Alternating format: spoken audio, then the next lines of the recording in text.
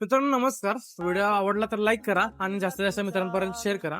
विषय कसा आहे माहिती आहे का, आता मराठी सण वगैरे जवळ येतील, त्यामुळे तुमची शॉपिंग वगैरे होईल. काही दुकानदार काय करतील, आता ऑफर वगैरे काढतील. तर जे काही तुम्ही खरेदी करताय त्याची कापडाची गुणवत्ता, त्याची शिलाई, मित्रांनो शिलाईचा विचार करायला गेला तर 250-300 रुपये शिलाईच आहे. पण 300-400च्या शर्ट मध्ये मित्रांनो तुम्हाला अशी चांगली अशी क्वालिटी नाही येणार. त्यामुळे आपण स्वतःसाठी खर्च करतोय, ती गुंतवणूक आपण स्वतःवर करतोय, आपण स्वतःसाठी कमवतोय. स्वतःच्या अंगावर आपण कसे कपडे घातले पाहिजेत, काय विचार केला पाहिजे, आपण जसं राहतो, आपण जसं जे वेअर करतो कपडे, त्याच्या हिशोबाने मित्रांनो आपली पर्सनॅलिटी ठरवली जाते. त्यासाठी आपण स्वतःसाठी खर्च केला पाहिजे.